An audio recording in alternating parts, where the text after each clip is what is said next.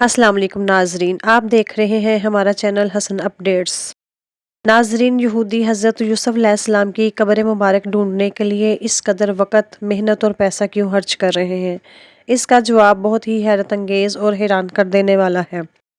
یہودیوں نے جب حضرت یوسف علیہ السلام کی قبر پر قبضہ کر لیا تو انہوں نے قبر کھول کر تصدیق کرنا چاہی۔ قبر کھولنے پر انہیں کیا نظر آیا جس نے ان کے تمام منصوبوں کو ناکام کر دیا؟ اس ویڈیو میں ان تمام سوالوں کے جواب ہم تفصیل سے دیں گے کہ حضرت یوسف علیہ السلام کی قبر مبارک کہاں ہے اور ان کی قبر مبارک کی برکات سے یہودی کیا حاصل کرنا چاہتے ہیں۔ مسلمانوں کے ساتھ ان کی قبر کو لے کر یہودیوں کا کیا جھگڑا ہے؟ ناظرین، حضرت یوسف علیہ السلام بنی اسرائیل کے ابتدائی پیغمبروں میں سے ہیں۔ حضرت یوسف علیہ السلام حضرت یعقوب علیہ السلام کے سب سے آخری سے پہلے نمبر والے بیٹے یعنی سیکنڈ لاسٹ بیٹے تھے۔ حضرت یعقوب علیہ السلام کی آخری بیوی کی اولاد میں سے تھے۔ یوسف علیہ السلام کے 10 بھائی سوتیلی ماؤں میں سے تھے اور ان کا ایک بھائی سگا تھا جو ان کی اپنی ماں کے بدن سے پیدا ہوا اور اس کا نام حضرت بنیامین تھا۔ ان کے سب سے بڑے بھائی کا نام یہود تھا۔ کی وجہ سے آج بھی یہودی قوم کو یہودی ہی کہا جاتا ہے۔ حضرت یعقوب علیہ السلام وہ پیغمبر ہیں جن کا لقب اسرائیل تھا اور انہی کی مناسبت سے یہودی بنی اسرائیل بھی کہلاتے ہیں۔ ناظرین، حضرت یعقوب علیہ السلام اپنی تمام اولاد کے ساتھ موجودہ فلسطین، جسے اس زمانے میں کنعان کہا جاتا تھا، میں رہائش پذیر تھے۔ فطری حسد، رقابت اور حضرت یعقوب علیہ السلام کے لاڈ پیار کی وجہ سے حضرت یوسف علیہ السلام کے سوتیلے بھائی حضرت یوسف علیہ السلام سے حسد کرتے تھے اور ان کو ایک غیر آباد کنویں میں ڈال آئے، جہاں سے ایک تجارتی قافلے نے ان کو بچایا جو کہ وہاں سے گزر رہا تھا، اور وہ تجارتی قافلہ ان کو اپنے ساتھ لے گیا اور وہاں جا کے بطور غلام ان کو فروخت کر دیا۔ مختلف مراحل، قید و بند اور آزمائشوں سے گزرتے ہوئے حضرت یوسف علیہ السلام بالآخر مصر کے فائنانس منسٹر یعنی وزیر خانہ جیسی پوسٹ پر تعینات ہو گئے اور انہیں اللہ رب العزت نے نبوت بھی عطا فرما دی، اور اس کے بعد حضرت یوسف علیہ السلام نے اپنے باپ اور بھائیوں کو بھی اپنے پاس بلا لیا اور اللہ رب العزت نے حضرت یوسف علیہ السلام کی امت کے دل میں حضرت یوسف علیہ السلام کی محبت بھی بہت زیادہ پیدا کر دی۔ حضرت یوسف علیہ السلام بے حد حسین و جمیل تھے۔ نبی اکرم صلی اللہ علیہ وآلہ وسلم کے حسن کے نصف حسن کے برابر حسن عطا کیا گیا۔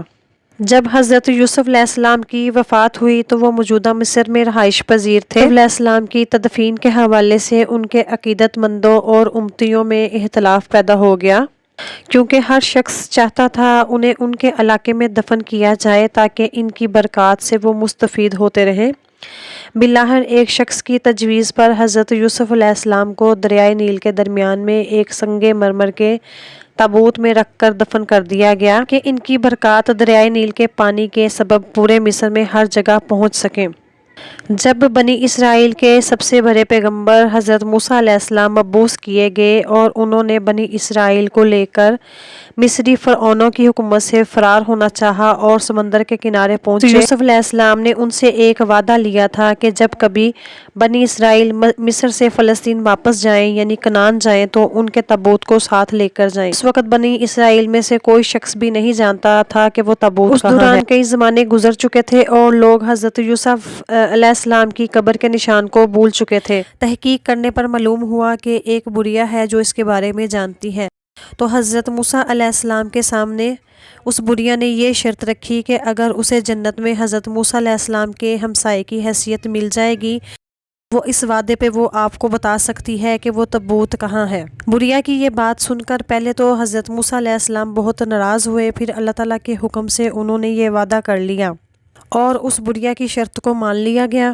بالآخر بڑھیا کی پیشین گوئی کے مطابق وہ حضرت یوسف علیہ السلام کا تابوت حاصل کر لیا گیا اور اس تابوت کو لے کر حضرت موسیٰ علیہ السلام فلسطین آ گئے۔ یہ ایک بہت ہی خوبصورت تابوت تھا جو کہ سنگ مرمر سے بنا تھا۔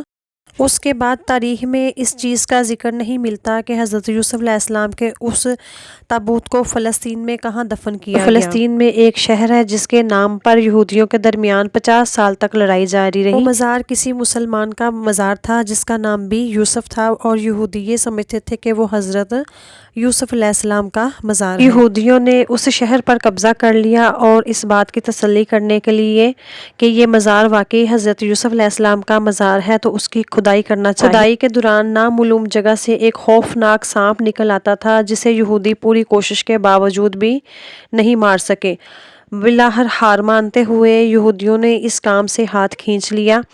کیونکہ وہ اس کام پر 50 سال تک جنگ لڑتے رہے، اس لیے انہوں نے اس معاملے کو یہیں پہ دبا دیا۔ کوشش کے باوجود یہودی اس قبر کی کھدائی نہ کر سکے تھے، کیونکہ جگہ جگہ سے مختلف بڑے بڑے سانپ نکل آتے تھے اور ان کو وہ مار بھی نہیں سکتے تھے، کیونکہ وہ سانپ مارنے سے بھی نہیں مرتے تھے۔ یہودیوں نے اس معاملے کو یہیں پہ دبا دیا اور کھدائی کی تفصیلات باہر نہ آنے دیں تاکہ لوگوں میں ان کا مذاق نہ بن سکے۔ یہودیوں نے ماہرین ارضیات کی خدمات حاصل کی، جنہوں نے قبر کی مٹی کے نمونے لے کر بتایا کہ یہ قبر ہزاروں سال پرانی نہیں بلکہ صرف 200-250 سال پرانی ہے۔ اس سے یہ ثابت ہوتا ہے کہ وہ قبر حضرت یوسف علیہ السلام کی نہیں، کسی اور مسلمان کی ہے جس کا نام بھی یوسف تھا۔ چونکہ یہودی اس پہ بے تحاشا سرمایہ اور جانیں قربان کر چکے تھے، اس لیے انہوں نے اس کو حضرت یوسف علیہ السلام کی قبر کے نام سے ہی مشہور کیا اور یہاں پہ تورات اکیڈمی بنائی جہاں پہ یہودیوں کے بچوں کو تورات سکھائی جاتی تھی۔